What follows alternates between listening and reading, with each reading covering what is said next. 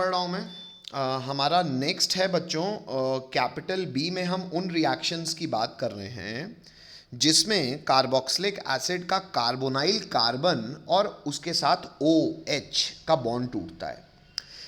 मैंने जैसे last class में भी आपको बताया था कि ये वो रिएक्शन होंगे जिन्हें आप एक्चुअली प्रिपरेशन ऑफ डेरिवेटिव्स के रूप में भी देख सकते हो, क्योंकि कार्बोक्सिलिक एसिड के डेरिवेटिव्स बनते ही तब हैं जब R अपनी जगह रहता है, C अपनी जगह रहता है, डबल O अपनी जगह रहता है, ये जो सिंगल बॉन्ड OH रहता है उसकी जगह कुछ और सब्सटीट्यूशंस आ जाए। तो एक्चुअली भले ये रिएक्शन है कार्बोक्सिलिक एसिड के, लेकिन कई लोग इसको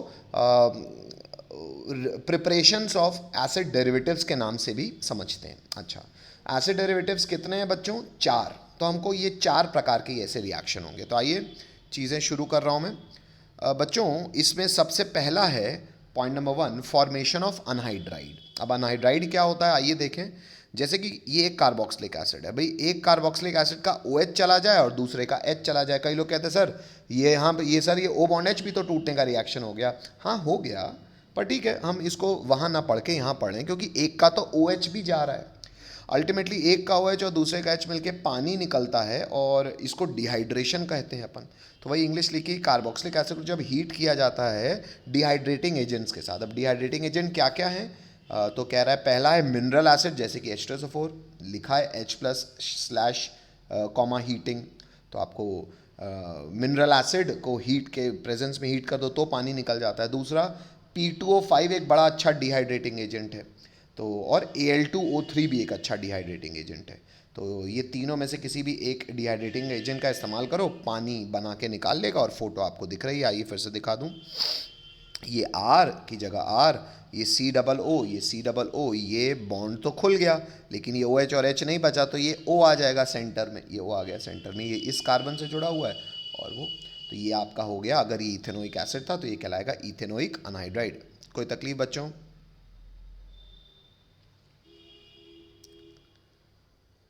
कोई तकलीफ बच्चों? बोलना पड़ेगा। अच्छा, अब बच्चों नीचे यहाँ लिखा हुआ है reactivity of acyl halide toward SN reaction, मतलब अगर कोई न्यूक्लियोफाइल आता है। लेकिन बच्चों ये भी मैं नहीं बता रहा हूँ आपको, क्यों? क्योंकि ये एक्चुअली बात अगेन मेंस की भी नहीं, उसका कंपैरिजन है, कुछ सवालों में फंसता है, पर ये अच्छे सवालों में बात होती है। तो ये फिलहाल ये भी मैं नहीं लिखवा रहा हूँ। आपने वैसे भी उस बच्चे ने अलग से लाल चांदा करके लिखा हुआ है, मतलब वो एक अलग जेई की बात है, तो वो भी आवश्यकता भी नहीं है, समय भी नहीं है। चलो आगे बढ़ते हैं। नेक्स्ट, पहला हो गया सर अनहाइड्राइड बनाने का तरीका। दूसरा है बच्चों एस्टर बनाने का तरीका। एस्टर बनाने का तरीका कहलाता है एस्टरिफिकेशन। शायद एस्टरिफिकेशन हमने डिटेल में अल्कोहल चैप्टर में पढ़ा है। बच्चों किसी को भी याद हो तो वो हाँ बोले। हेलो,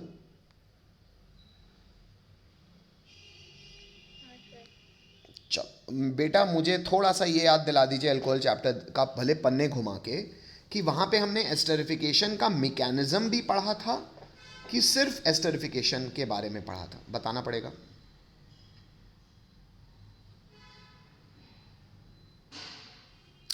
बच्चों पन्ना पलट के बताना पड़ेगा।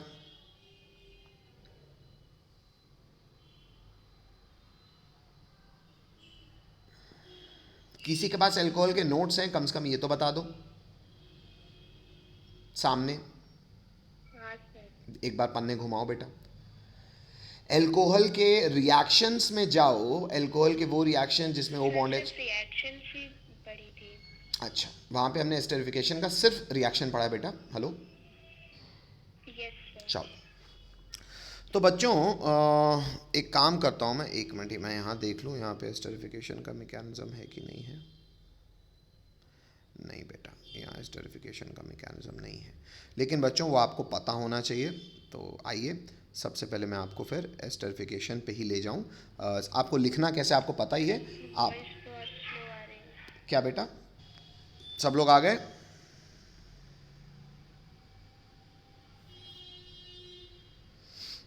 चलो देखो बेटा, अब बच्चों एस्टरिफिकेशन एक्चुअली क्या होता है? भाई सबसे पहली बात है सर, अगर आपको भाई एस्टरिफिकेशन में पॉइंट क्रमांक जो हमारा 2 है, एस्टरिफिकेशन हमने हेडिंग अपने क्लास नोट से डाली हुई है, फिर हम NCERT में आ जाएंगे। इतना हमको अल्कोहल से पता ही है कि कार्बोक्सिलिक एसिड और उसके डेरिवेटिव्स कार्बोक्सिलिक एसिड और उसके डेरिवेटिव्स का जाता है बच्चों OH और एल्कोहल का जाता है H।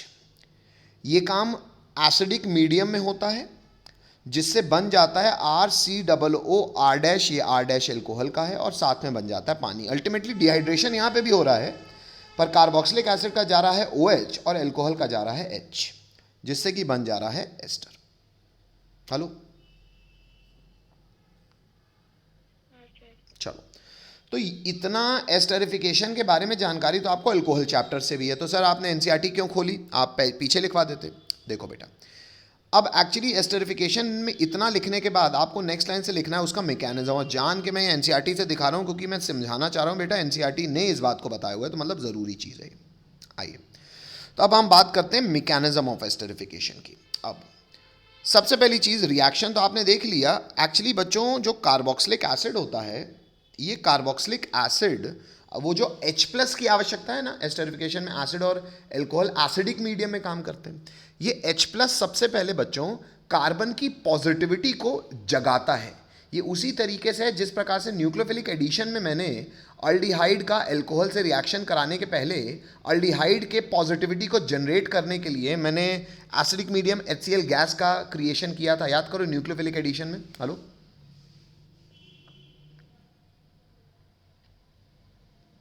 हेलो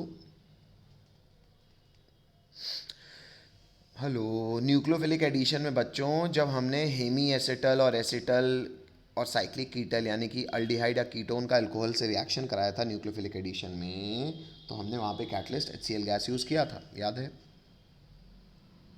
यार, ये गलत बात है बेटा। Yes sir. चलो कम से कम एक भी बोल दे तो मास्टर को कॉन्फिडेंस तो आए। चलो बेटा, यहाँ पे भी वही स्टोरी है। क्यों? क्योंकि सर एल्कोहल फिर वैसा है, कैसा? न्यूट्रल। अगर न्यूट्रल एल्कोहल को कार्बोनाइल कार्बन पे अटैक करना है, हम माना ये carbonyl carbon sir carboxylic acid का फंक्शनल ग्रुप है, लेकिन कार्बोनाइल कार्बन तो है, उस पर प्लस तो जनरेट करना पड़ेगा, तभी न्यूट्रल न्यूक्लियोफाइल अटैक करेगा। अच्छा, तो ये H+ अल्टीमेटली वही कर रहा है। क्या? ऑक्सीजन के लोन पेयर, कार्बोनाइल ऑक्सीजन के लोन पेयर हाइड्रोजन को इलेक्ट्रॉन देंगे और वो ये देखो बन गया OH+। वो OH+ अब कार्बन से इलेक्ट्रॉन खींचेगा तो कार्बन पे पॉजिटिविटी आएगी। अच्छा, वो पॉजिटिविटी आपको एनसीईआरटी दिखा नहीं रही है। क्यों? वो सीधा ये दिखा रही है कि जैसे उस पर पॉजिटिविटी आएगी, एल्कोहल का लोन पेयर R-OH का लोन पेयर अब अटैक करने के लिए ज़्यादा प्रेरित महसूस करेगा। ये शायद हमने कार्बोनाइल कंपाउंड्स के न्यूक्लियोफिलिक एडिशन में चर्चा की हुई है। हेलो, अच्छा, जब ये अल्कोहल के लोन पेयर ने अटैक किया और ऑक्सीजन ने जो OH+ बन चुका था इलेक्ट्रॉन ले लिया, अब ये कार्बन जो कि sp2 हाइब्रिडाइज था, ट्राइगोनल प्लेनर था, वो टेट्राहेड्रल बन जाएगा। क्यों? क्योंकि अल्कोहल के O ने अगर इलेक्ट्रॉन दे दिए तो ये बन जाएगा R-OH+। अगेन हमें पता है, लिखा भी है, टेट्राहेड्रल इंटरमीडिएट है ये। अगेन हमें पता है ऑक्सीजन में प्लस चार्ज है, वो हाइड्रोजन के इलेक्ट्रॉन लेगा, तो जो कैटलिस्ट का मैंने H+ उधार लिया था वो मैंने H+ वापस कर दिया। अच्छा, अब जैसे मैं इलेक्ट्रॉन ले लूंगा, मेरी फोटो कुछ यहां पहुंच जाएगी। हेलो हेलो, अच्छा, लेकिन यहां पे मैंने बेटा इस H+ को जाने नहीं दिया। क्यों नहीं जाने दिया? यहां पे मैंने इक्विलिब्रियम का साइन लगा के लिख दिया प्रोटॉन ट्रांसफर। अच्छा, ये क्यों किया सर?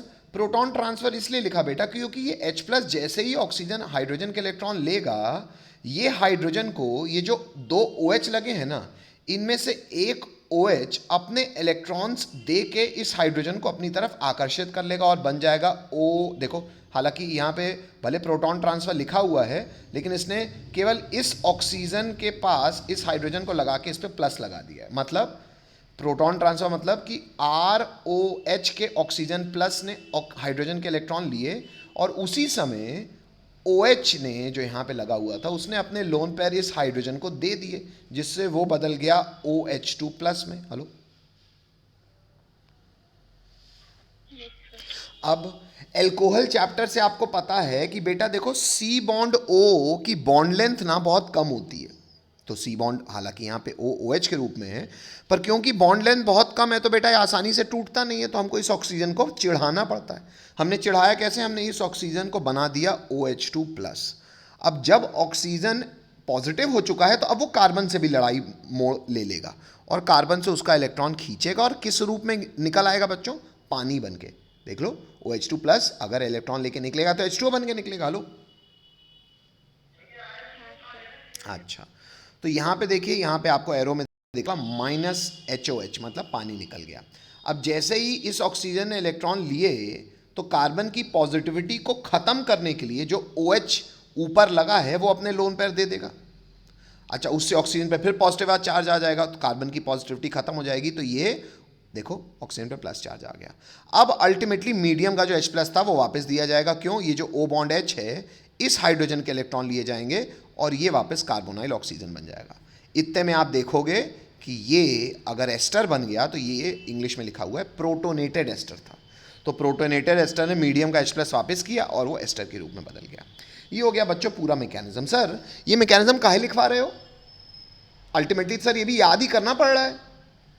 ठीक है बेटा, ये मैकेनिज्म मैं भले लिखवा नहीं रहा हूँ इतनी बात, मैं हाँ ये मैकेनिज्म आपको ज़रूर लिखवा रहा हूँ और मैं आपको ये केवल समझाने की कोशिश कर रहा हूँ बच्चों कि एस्टरिफिकेशन में ना बच्चों, कौन सा कार्बोक्सिलिक एसिड एस्टरिफिकेशन तेजी से करा पाएगा, ये आप केवल इस मैकेनिज्म को देख के बता सकते हो।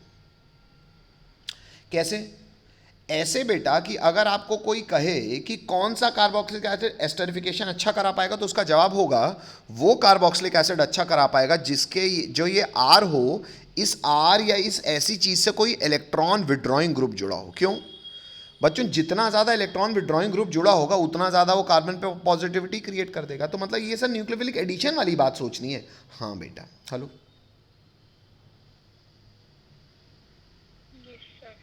तो ये मैकेनिज्म बताने के पीछे मेरा पूरा का पूरा मकसद केवल ये था। हाँ, लेकिन ये मैकेनिज्म जब लिखना बच्चों तो इसमें भी जेई डाल देना। क्यों? बोर्ड्स के हिसाब से आपको मैकेनिज्म याद होना ज़रूरी नहीं है, पर हाँ जेई के लिए अन्यथा ज़रूरी है। और उसका सवाल कैसे बनेंगे वो मैंने शायद आपको बता दिया, लेकिन आप बोर्ड के हिसाब से इसको स्किप कर सकते हो। एल्कोहल के चैप्टर में आपने जितना एस्टरिफिकेशन पढ़ा है उतना ही अगर आपको पता हो तो पर्याप्त है, लेकिन ये मैंने बता दिया है। और दूसरी चीज़ बताया भी इसलिए क्योंकि मेंस में भी बहुत पूछा जाता है, एडवांस होता तो मैं छोड़ भी देता। चलो आगे बढ़ रहा हूँ। यहाँ तक किसी को कोई तकलीफ? No sir.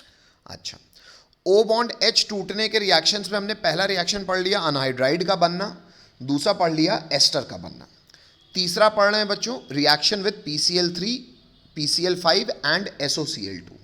ये बिल्कुल एल्कोहल जैसे रिएक्शन है। हमको याद होगा एल्कोहल का भी O बॉन्ड H हटता था, PCl3 के साथ Cl लग जाता था, PCl5 के साथ भी Cl लग जाता था और SOCl2 in presence of pyridine भले नहीं लिखा है Cl लग जाता था। बाय प्रोडक्ट हमको याद होने चाहिए, PCl5 के साथ निकलता है HOCl3 और HCl, PCl3 के साथ निकलता है H3PO4 H3PO4 के H3PO3 H3PO3 बच्चों गलत लिखा हुआ है। क्या निकलता है? याद है ना, ये तीन OH, ये तीन फॉस्फोरस साथ तीन लगेंगे तो POH होल थ्राइस कैसे लिखा जाएगा? H3PO3। क्यों? आपको ये फॉस्फोरस के ऑक्सी एसिड हमने देखा है, हमें पता ही एक एसिड होता है, इसलिए इसको POH की तरह नहीं H3PO3 की तरह लिखना चाहिए। और SOCl2 बढ़िया मेथड भी है। क्यों? क्योंकि SO2 और HCl गैस निकल जाती है, केवल आपको जैसे वहाँ अल्काइल क्लोराइड मिलता था यहाँ पे आपको एसिड क्लोराइड मिलेगा। क्यों? क्योंकि कार्बोनाइल थोड़ी अपनी जगह रहेगा, ये बॉन्ड टूटेगा तो यहाँ पे Cl लग जाएगा। तो ये तरीके हो गए बच्चों एसिड क्लोराइड को बनाने के। सर हैलाइड्स नहीं बना रहे? नहीं बेटा, एसिड क्लोराइड भी अगर बना लो तो बस एनसीईआरटी आपको इतनी जानकारी देती है। तो हमने कितने डेरिवेटिव्स बना लिए बच्चों? 3। कौन सा बच गया? सर चौथा डेरिवेटिव बन गया। कौन? अमाइड। आइए अमाइड का देखें तो चौथा है रिएक्शन विद अमोनिया। इंग्लिश लिखी हुई है कि कार्बोक्सिलिक एसिड जो है वो अमोनिया के साथ रिएक्शन करते हैं, सॉल्ट बनाते हैं, जिनको फर्दर हीट किया जाता है हाई टेम्परेचर लगा के, तब वो अमाइड बनाते हैं। मतलब सर देखो बेटा, कार्बोक्सिलिक एसिड का अगर तुम अमोनिया, यहाँ पे अमोनिया लिखा नहीं हुआ है, यहाँ पे आपको प्लस NH3 लिखना भी चाहिए। क्यों? क्योंकि सर एसिड और बेस मिलकर सॉल्ट ही बनाएंगे। अच्छा, तो ये H प्लस दे देगा तो ये सॉल्ट क्या बनेगा? CH3COO माइनस और NH3 H प्लस ले लेगा तो बना देगा NH4 प्लस। अब बच्चों ये जो सॉल्ट है ना, इसको फॉलोड बाय हीटिंग करना पड़ता है। अच्छा, जब हीट करोगे तो ये डिहाइड्रेट करेगा। आओ इसको ऐसे ही डिहाइड्रेट सोच लो भाई, 2 हाइड्रोजन और 1 ऑक्सीजन हटा दो तो बचेगा CH3CONH2, तो ये बन गया अमाइड। एक सेकंड बच्चों, हाँ कालू था सबको, आगे बढ़ूं।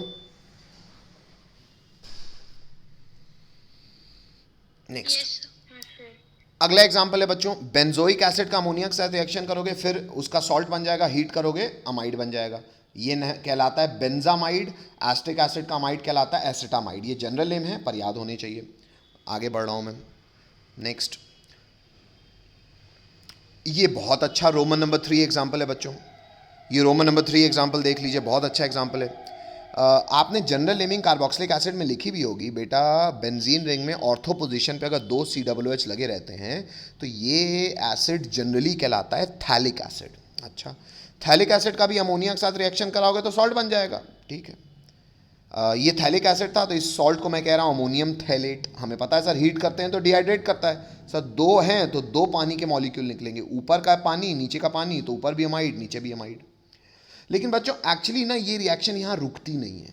क्यों सर? इसलिए बेटा क्योंकि अगर आपने हीट किया हुआ है ना तो एक्चुअली ये दोनों मिलके अमोनिया गैस भी रिलीज कराते हैं। अब एक्चुअली बेटा ये फोटो बहुत अच्छी नहीं बनाई इस बच्चे ने, आप ये फोटो नहीं बनाइएगा, आप जो फोटो मैं बना रहा हूँ वो बनाइएगा। देखो ये बेंजीन रिंग है, दिख रही है सबको? ये है COONH2 और नीचे भी लगा है क्या? नीचे भी लगा है COONH2। अब एक्चुअली बच्चों अगर आप जब भी इसको हीट करते हो ना ऐसे कंपोनेंट को, तो क्योंकि ना 6 मेंबर्ड रिंग को बनना अच्छा लगता है, 6 मेंबर्ड रिंग में कोई भी एंगल स्ट्रेन नहीं होता, 6 मेंबर्ड रिंग भयंकर स्टेबल होती है। अच्छा, इसलिए क्योंकि आपने हीट किया हुआ है 5 और 6 एक्चुअली दोनों, पर 6 ज़्यादा अच्छी। जब आप इसको हीट किए रहते हो तो डिहाइड्रेशन के बाद चीज़ें रुकती नहीं है। देखो ऊपर का NH2 और नीचे का H अगर मिल के निकल गया तो NH2 और H मिल के बना लिया ammonia, that is NH3। Hello hello, ये फोटो सबको समझ में आ रही है? अच्छा, तो ये फोटो बनाइएगा। एक्चुअली ऊपर वाली फोटो भी गड़बड़ नहीं है पर वो उसमें आपको कनेक्टिविटी गड़बड़ लग रही है। कनेक्टिविटी हम लग रहा है कि H से जुड़ा हुआ है, एक्चुअली C से जुड़ा हुआ है। अपन वो फोटो बना दी और अमोनिया निकलना, हालांकि सच्चाई है कि और थोड़ा सा हीटिंग बढ़ानी पड़ती है, ना भी बढ़ाओ तो जितनी हीट कर रहे हो करते ही रहो तो टेम्परेचर अपने यहाँ राइज हो ही जाएगा। भाई तुम सेम गैस 5 मिनट के लिए जाओ, सेम गैस को 10 मिनट के लिए मतलब कंटिन्यू रखो तो टेम्परेचर तो राइज हो गई, तो स्ट्रॉन्ग हीटिंग अपने आप हो जाता है। अच्छा, तो अमोनिया निकलेगा, अमोनिया निकलेगा तो एक का NH2 और दूसरे का H, तो एक NH तो अभी बचा है, तो CO इधर और ये आ जाएगा NH। तो अगर आप देखो तो 1 2 3 4 5 ये 5 मेंबर्ड रिंग बन जाती है। जैसे मैंने आपको बोला 5 और 6 मेंबर्ड रिंग को बनना अच्छा लगता है। तो ये एक्चुअली कहाँ आप पहुँच गए बच्चों? ये थैलिक एसिड का अमाइड था लेकिन वैसे साइक्लिक रूप में रुकता है, तो इसी को ही हम थैलिक एसिड का अल्टीमेट प्रोडक्ट मानते हैं और इसी को हम कहते हैं थैलिक एसिड का amide, which is generally known as phthalimide. क्या कहलाता है बच्चों? ये बड़ा ज़रूरी जनरल नेम है बच्चों, याद होना चाहिए। बहुत अच्छी बात है। तो ये कैपिटल B समाप्त हो गया। क्यों? क्योंकि कैपिटल B समाप्त होके हमने पढ़ लिया कार्बोक्सिलिक एसिड के वो रिएक्शन जिसमें उसका O बॉन्ड H टूटता है। इसमें हमने प्रिपरेशंस भी पढ़ लिए किसके? कार्बोक्सिलिक एसिड के डेरिवेटिव्स के। मैं आगे बढ़ रहा हूं। अगला कैपिटल C आता है बच्चों ऐसे रिएक्शंस जिसमें पूरा का पूरा COOH ग्रुप इन्वॉल्व होता है। अभी तक हमने वो देखे A में जिसमें O बॉन्ड H टूटता है, B में हमने देखे जिसमें C बॉन्ड OH टूटता है। अब हम ऐसे रिएक्शंस सेट देख रहे हैं जिसमें पूरा का पूरा COOH ग्रुप इन्वॉल्व होता है। आइए देखें। इसमें पहला है रिडक्शन। हमें सबको पता है कि पूरा का पूरा COOH में हाइड्रोजन जुड़ जाएगा। कब? जब हम उसको रिड्यूस करेंगे, तो वही रिडक्शन। सर रिड्यूसिंग एजेंट कौन इस योग्य होते हैं? सबसे बेहतरीन रिड्यूसिंग एजेंट होता है लिथियम एल्यूमिनियम हाइड्राइड। इसकी जगह आप डाइबोरेन यानी कि B2H6 का भी इस्तेमाल कर सकते हो, लेकिन जब आप ये काम करोगे तो आपको फॉलोड बाय हाइड्रोलिसिस करना पड़ेगा, तभी आप एसिड रिपोर्ट कर पाओगे, वरना आपको सॉल्ट रिपोर्ट करना, वरना आप एसिड नहीं रिपोर्ट करते। क्या रिपोर्ट करोगे? वो छोड़ते हैं। क्यों? क्योंकि फिर ये इन डेप्थ डिटेलिंग की बात आ जाएगी। खैर, आप इतना मान लो कि एक्सपेरिमेंटल फैक्ट है कि कभी आप रिडक्शन करते हो एसिड्स का तो रिड्यूसिंग एजेंट का इस्तेमाल करने के बाद आपको हाइड्रोलिसिस भी करना पड़ेगा। ठीक है, जब आप करते हो तो हमको पता है सर एसिड है तो मतलब 1 डिग्री अल्कोहल बनेगा। क्यों? क्योंकि इस कार्बन में भी H दे दो, इन सबको भी हटा दो तो बन गया CH2OH। इसमें पूरा पूरा COOH ग्रुप इन्वॉल्व हुआ, इसलिए ये अगला सेट हो गया। अच्छा, एक नोट भी डाला हुआ है लेकिन वो नोट आपको ज़रूरी नहीं है बच्चों, वो सेलेक्टिव रिडक्शन की बात है, वो जेई की बात है। डला भी हो आपको लिखना भी नहीं है ना, मैं बता रहा हूँ। नेक्स्ट, अगला ऐसे रिएक्शन जिसमें पूरा का पूरा COOH ग्रुप इन्वॉल्व हो, वो अगला रिएक्शन कहलाता है बच्चों डी कार्बोक्सिलेशन। बहुत जरूरी। अच्छा, डी कार्बोक्सिलेशन होता है क्या? इंग्लिश लिखी है, बोलता है कार्बोक्सिलिक एसिड जो होता है वो लूज कर देता है कार्बन डाइऑक्साइड, CO2 लूज कर देता है।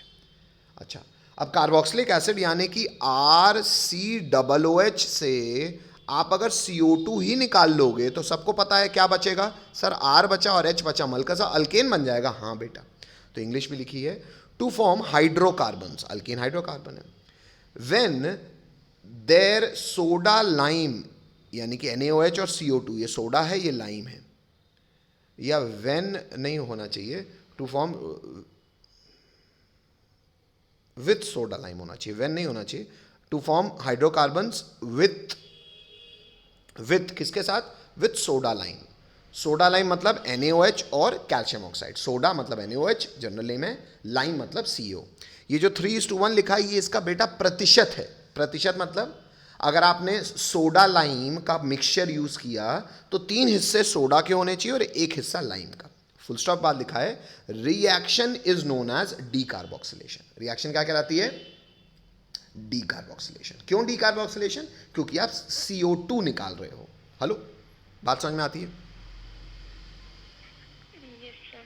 अच्छा, ये जो ब्रैकेट में लिखा हुआ है बेटा beta keto acid undergo decarboxylation easily, ये मत लिखना अगेन। क्यों? क्योंकि बेटा ये जेई की बात है, मैं आपको जितना बता रहा हूं आप केवल उसकी बात को लिखिए। ठीक है, नेक्स्ट आगे बढ़ रहा हूं। अब ये सोडा लाइम डी कार्बोक्सिलेशन कैसे हो रहा है उसमें लिख रहे हैं अपन भाई, कार्बोक्सिलिक एसिड को तुम खुद सोचो NaOH के साथ रिएक्शन कराओगे तो कार्बोक्सिलिक एसिड NaOH के मौजूदगी में एसिड तो रह नहीं पाएगा, वो किस में बदल जाएगा? सॉल्ट में। Hello hello, yes sir. अच्छा, लेकिन अभी भी NaOH तो अभी भी मौजूद है और CO की प्रेजेंस में काम होता है बच्चों। CO रिएक्टेंट नहीं है, इसलिए 3:1 में 3 हिस्से इसके थे, 1 इसका हिस्सा था, क्योंकि ज़्यादा लगता है भाई। एक तो सॉल्ट बनाने में लगेगा और दूसरा फर्दर रिएक्शन करने में लगेगा। अच्छा, जब आप इसकी प्रेजेंस में सोडा और लाइम की प्रेजेंस में हीट करते हो तो होता क्या है? देखो, डब्बा मेथड बेस्ट है इसको बनाने के लिए। एक्चुअली बच्चों CO2 निकलता जरूर है पर किस फॉर्म में? In form of Na2CO3। देखो इसको जोड़ दो, सॉल्ट बन गया। एक्चुअली CO2 रिलीज होता है Na2CO3 सॉलिड के रूप में, मतलब CO2 गैस तो रिलीज हुई पर गैस को गैस के रूप में रिलीज ना करके सॉल्ट नीचे प्रेसिपिटेट करवा लेता है और बच क्या जाता है? R और H, बन गया अल्केन। कोई दिक्कत? ठीक है, आपको नोट 1 में जानकारी भी दी जा रही है कि CO2 रिलीज जरूर होता है पर CO2 gas is release in form of sodium carbonate दिख रहा है। नोट 2 में लिखा हुआ है कि सर ये CO क्यों लिखा, उसकी जरूरत क्या थी? तो बोल रहा है function of CO is to keep reaction mixture dry. देखो NaOH है बेटा, एक स्ट्रॉन्ग बेस को पानी की मौजूदगी अगर मिल गई तो पानी के साथ निकल लेगा रिएक्शन करने, ऑर्गेनिक कंपाउंड यानी कि कार्बोक्सिलिक एसिड देखता रह जाएगा। इसलिए कैल्शियम ऑक्साइड का काम है थोड़ा भी पानी ना आने पाए। क्यों? क्योंकि बेटा कैल्शियम ऑक्साइड की एक प्रॉपर्टी होती है कि वो मॉइस्चर तक को नहीं छोड़ता, अपने में एब्जॉर्ब कर लेता है। तो CO का काम है चीज़ों को सूखा रखना। अच्छा, नोट 3 है बच्चों। नोट 3 क्यों है?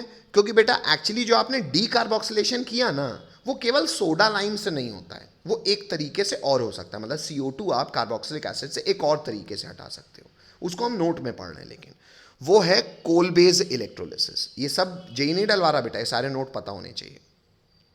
अब सर कोलबे इलेक्ट्रोलिसिस क्या है बेटा? देखो बहुत आसान सी बात है, कार्बोक्सिलिक एसिड का फिर से आपको सॉल्ट लेना है।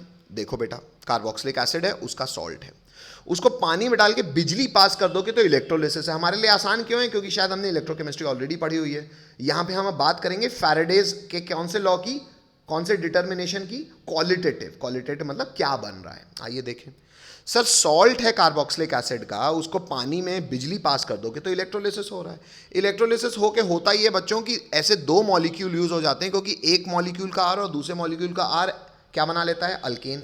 लेकिन सोडा लाइम में R बॉन्ड H बन रहा था, यहाँ पे दुगने कार्बन की चेन बनेगी। अच्छा, CO2 भी रिलीज होता है, ये रिलीज होते हैं एनोड में, कैसे मैं दिखा दूंगा, और कैथोड में हाइड्रोजन गैस और NaOH बनता है। अब आइए थोड़ा सा इसका भी मैकेनिज्म देख लें, है ना। यहाँ पे थोड़ा सा इंग्लिश में बता देता हूँ आपको। कहता है alkali metal salt of carboxylic acid also undergo D carboxylation on बिजली पास करना of their aqueous solution and form hydrocarbons having twice the number of carbon atom. देखो R bond R बन रहा है present in alkyl group of the acid. इतनी English समझ में आती है? एक बार मुझे हाँ चाहिए, बहुत देर से नहीं आया. Yes sir. ठीक है. अब बच्चों देखो, इसका थोड़ा सा मैकेनिज्म पे चर्चा कर दूं मैं, उसके बाद में कैपिटल डी पे आया हूँ. हालांकि यहाँ पे मैकेनिज्म नहीं लिखा हुआ है, लेकिन वही देखो बेटा, मैं ऐसी ऐसी चीज़ें छुड़वा रहा हूँ ना जो मैं कह रहा हूँ एकदम एडवांस है, लेकिन बेटा जो मेंस के हिसाब से ज़रूरी है वैसी चीज़ों को मैं लिख रहा हूँ, और नहीं लिखी तो मैं बता रहा हूँ. तो आप लोग रिकॉर्डिंग देख के ज़रूर काम करना, आपका मेंस नीट के हिसाब से भी पैरेलली काम हो जाएगा. हाँ, लेकिन इसके मैकेनिज्म मैं बता ज़रूर रहा हूँ, पर इसको आप जेई डाल देना, है ना. चलो, क्या कर रहा हूँ सर मैं? बेटा मैं यूज़ कर रहा हूँ RCOO पानी में डाल के अगर बिजली पास करोगे तो RCOO -1 बनेगा, Na+ दूसरा बनेगा. हेलो, अच्छा, हमें पता है सर, अगर आप पानी में इलेक्ट्रोड डाल के बिजली पास करेंगे तो जहाँ से बैटरी कनेक्टेड होगी तो पॉजिटिव टर्मिनल से कनेक्टेड होगा पॉजिटिव, और पॉजिटिव में माइनस जाएगा, और माइनस जाके क्या करेगा? इलेक्ट्रॉन देगा, मतलब ऑक्सीडेशन होता है. हमें पता भी है सर, ये तो इलेक्ट्रोलिसिस में एनोड पॉजिटिव होता है. याद है कि भूल गए?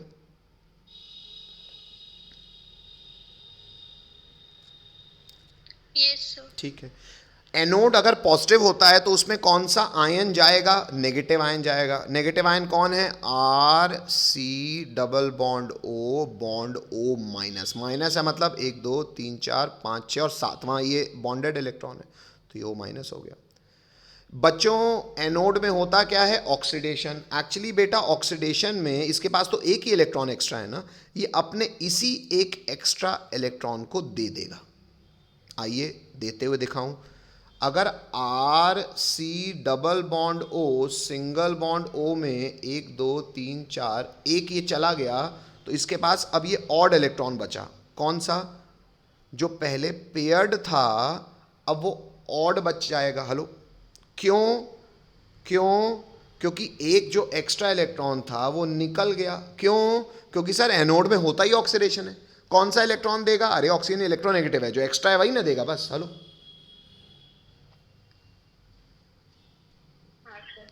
बात समझ में आती है सबको? बोलना पड़ेगा सबको. Yes sir. अब बेटा oxygen being electronegative odd electron तो रखेगा नहीं, वो कार्बोनाइल कार्बन को प्रेरित करेगा कि वो अल्काइल ग्रुप के साथ अपना होमोलिसिस कराए. उससे क्या होगा? इस ऑक्सीजन पे ऑड इलेक्ट्रॉन आ जाएगा, ये ऑड इलेक्ट्रॉन आपस में चेन टर्मिनेट करके CO2 गैस बना लेंगे. बात समझ में आती है? हेलो,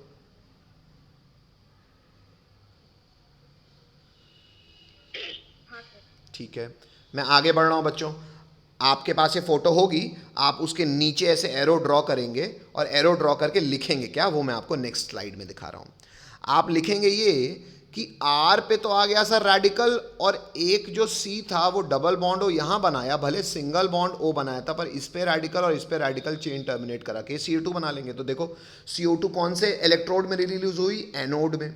अच्छा, लेकिन एनोड में R रेडिकल रुकेगा नहीं. क्यों? ये R रेडिकल और R दूसरे रेडिकल को पकड़ के R बॉन्ड R यानी कि हायरल्कीन बना लेगा. मतलब हायरल्कीन भी कहाँ बना? एनोड में. तकलीफ? नहीं सर. अच्छा, अब बात आ गई हमारी नेक्स्ट. मैं आगे बढ़ रहा हूं. अब बात आ गई सर, एनोड खत्म हो गया, एट कैथोड क्या हो रहा है? कैथोड मतलब सर बेटा नेगेटिव टर्मिनल. नेगेटिव टर्मिनल में कौन जाएगा? प्लस. लेकिन हमें पता है कॉम्पिटिटिव इलेक्ट्रॉन ट्रांसफर इलेक्ट्रोकेमिस्ट्री से, बच्चों Na+ रिड्यूस होने की क्षमता रखता है कि पानी? आपको शायद याद होगा, लीकबा, काना, मगल, मंजन के बीच में आता है इलेक्ट्रॉन खाने वाला पानी, और लीकबा काना सोडियम तो ऊपर है, इलेक्ट्रॉन खाने वाला पानी नीचे है, जो नीचे आता है वो रिड्यूस होता है. तो एक्चुअली बच्चों ये हार जाएगा और जीतेगा ये. मतलब पानी अगर इलेक्ट्रॉन गेन करेगा तो पानी में कौन इलेक्ट्रॉन गेन सकता है? पानी का H+, वो हाइड्रोजन गैस बन के रिलीज हो जाएगा, और पानी का H+ चला गया तो बच गया OH-. जो आपने कैथोड में लिखा है प्रोडक्ट, वो लिखा है हाइड्रोजन गैस, और क्योंकि Na+ रिएक्ट नहीं कर पाया तो Na+ इस बने हुए OH- के साथ, आप देखो वहां पे NaOH लिखा होगा हमने, आप अभी लिखोगे तो आप ऑब्जर्व भी कर लोगे। तो ये हो गया बच्चों मैकेनिज्म जो बता रहा है कि हाइड्रोजन गैस और NaOH कैथोड के करीब बनते हैं। तो these are the product of electrolysis and this is how decarboxylation, क्योंकि CO2 तो रिलीज हो ही रहा है, कार्बोक्सिलिक एसिड डी कार्बोक्सिलेशन होकर हायर एल्कीन बन रहा है। कोई तकलीफ बच्चों, बोलना पड़ेगा। No sir. किसी को नहीं है। मैं आगे बढ़ रहा हूं बच्चों चलो, capital A, capital B, capital C, हमने 3 सेट ऑफ रिएक्शंस देख लिए हैं। अब बात कर रहे हैं हम कैपिटल डी की। अगला सेट ऑफ रिएक्शन, ये कौन सा है रिएक्शन सर? ये ऐसे रिएक्शंस है बच्चों जिसमें कार्बोक्सिलिक एसिड का COOH ग्रुप पार्टिसिपेट नहीं करता। हाँ, उस COOH ग्रुप के मौजूद होने के कारण जो अल्काइल ग्रुप होता है, वो अल्काइल भी हो सकता है, वो एरोमेटिक भी हो सकता है, लेकिन ये COOH की मौजूदगी के कारण इन अल्काइल या एरोमेटिक ग्रुप में कुछ होता है, होता इसी की मौजूदगी कारण है, क्योंकि रिएक्टिव तो यही है। लेकिन कुछ रिएक्शंस होते हैं जो ये खुद में नहीं कराता, ये अल्काइल या एरोमेटिक ग्रुप में करवाता है। आइए देखें क्यों करवाता है और क्या कराता है, देखते हैं। इसमें सबसे पहला रिएक्शन है बच्चों बहुत जरूरी, हेल्महोल्ट्ज-जेलिंस्की। कई लोग इसको कहते हैं बच्चों HVZ। नेमिंग रिएक्शन हमेशा बोर्ड्स में अन्यथा भी बहुत जरूरी होते हैं। अब सर ये हेल्महोल्ट्ज-जेलिंस्की क्या है? बहुत अच्छा रिएक्शन है बेटा। कहता है ये सारे कार्बोक्सिलिक एसिड नहीं देते। कौन से देते हैं? ये वही कार्बोक्सिलिक एसिड देते हैं जिनके पास अल्फा हाइड्रोजन एटम होता है। अल्फा हाइड्रोजन एटम मतलब फंक्शनल ग्रुप के बाजू वाला कार्बन, उसमें हाइड्रोजन होना चाहिए। एक्चुअली वो हाइड्रोजन जो है वो रिमूव हो जाता है और उसकी जगह कौन आ जाता है? हेलोजन्स। कब? जब आप ऐसे कार्बोक्सिलिक एसिड का ट्रीटमेंट कराते हो क्लोरीन या ब्रोमीन के साथ, और साथ में आपको कैटलिस्ट के रूप में लेना पड़ता है small amount of red phosphorus. अच्छा, कैसे होता है सर? बेटा नेमिंग रिएक्शन है, बड़ा फेमस रिएक्शन है, देखो वेरी रिएक्टिव नहीं, ये नीचे का ये जो नॉट बाय गौरव सर है ये मत लिखना, ये फालतू बच्चे ने अपने क्वेश्चंस किए होंगे और उससे अपना ऑब्जर्वेशन लिखा होगा। ठीक है, देखो आगे बढ़ रहा हूं मैं। ये है बच्चों एक कार्बोक्सिलिक एसिड, फंक्शनल ग्रुप के बाजू वाला carbon alpha carbon. Alpha carbon पे हाइड्रोजन होना चाहिए। हाँ, यहाँ हालांकि इस बच्चे ने गलत बनाया हुआ है बच्चों, अगर CH लिखोगे तो एक H नीचे दिखा पाओगे क्योंकि CH2 ही होगा ना। ये जान के मैंने H अलग लिखा है, क्यों? क्योंकि इसी को हटाना है। कैसे हटा सकते हैं? X2 और red phosphorus followed by hydrolysis, वो H हटेगा और X लग जाएगा। हेलो, और कह रहा है X क्या हो सकता है? तो मैंने बोल ही चुका हूं, क्लोरीन या ब्रोमीन। हेलो, फ्लोरीन और आयोडीन के साथ ये रिएक्शन एक्सपेरिमेंटली नहीं ऑब्जर्व की जाती है। अच्छा सर, अगर एक से ज्यादा अल्फा हाइड्रोजन हुए तो बेटा उतनी बार कर लेना। जैसे कि देखो सवाल है कि ये अल्फा कार्बन इसमें कौन सा है? ये वाला। इसमें कितने हाइड्रोजन होंगे? 2। अब तुमने 2 मोल अगर Br2 और रेड फॉस्फोरस यूज कर लिया फिर हाइड्रोलिसिस किया तो दोनों हाइड्रोजन हट जाएंगे। हेलो, अच्छा, तो ये रिएक्शन कहलाता है बच्चों हेल्महोल्ट्ज-जेलिंस्की। इसमें COOH रिएक्शन नहीं करता, ये अपने सब्स्टिट्यूटेड अल्काइल ग्रुप में रिएक्शन करवाता है। कैसे? देख लिया अपन ने। अब दूसरा है रिंग सब्स्टिट्यूशन। ये इलेक्ट्रोफिलिक सब्स्टिट्यूशन है, ये आपको अल्डिहाइड वाले टॉपिक से ही पता होगा।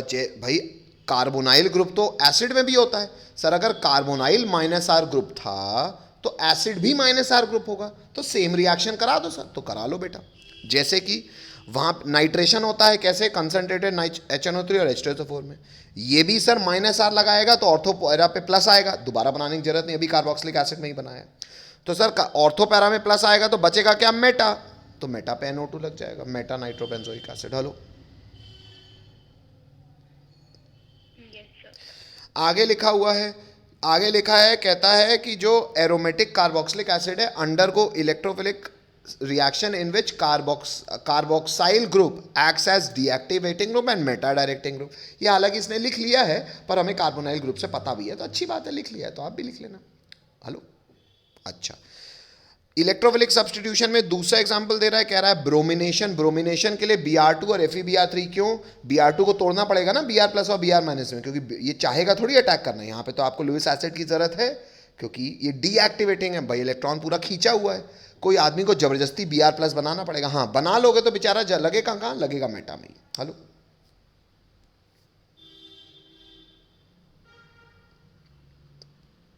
Yes sir. ये फिर से बता रहा है, हालांकि हमें पता है क्या function of Lewis acid. AlCl3 या FeBr3 ये सब क्या करते हैं, मान लो Cl बॉन्ड Cl होता तो जनरली AlCl3 यूज किया जाता। क्यों? वो Cl बॉन्ड Cl को तोड़ता, जान के इसने Cl बॉन्ड E लगाया है कि कुछ और भी होता तो Cl इलेक्ट्रॉन को ले जाके Cl- बन के AlCl3 के साथ चला जाता और ये E+ बन जाता। ये E क्यों लिखा है कि यहाँ से Cl साथ कुछ भी जुड़ा हो सकता है, वो हर आदमी प्लस बनेगा और वो प्लस क्या करेगा, प्लस जाके अटैक करेगा। और कह रहा है कि अच्छा नहीं नहीं नहीं नहीं नहीं नहीं नहीं नहीं नहीं नहीं, देखो बच्चों, यहाँ पे एक्चुअली दूसरी बात कह रहा है। यहाँ पे आपको ये याद तो दिला रहा है कि आप लुईस एसिड का इस्तेमाल कर सकते हो, क्योंकि लुईस एसिड का इस्तेमाल करके आप इलेक्ट्रोफाइल जनरेट कर सकते हो। पर यहाँ पे आपको बता रहा है लुईस एसिड्स में AlCl3 का इस्तेमाल नहीं कर सकते। क्यों? क्योंकि उसने वो AlCl3 का काम बता दिया, क्या? दूसरों का इलेक्ट्रॉन लेना। यहां पे कार्बोनाइल ग्रुप के केस में ये कह रहा है कि अगर कार्बोक्सिलिक एसिड के केस में तुम AlCl3 लुईस एसिड की तरह यूज करोगे तो लुईस एसिड अपना काम कर ही नहीं पाएगा। क्यों?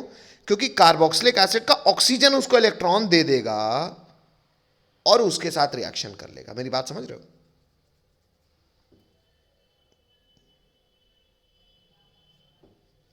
बोलना पड़ेगा अभी।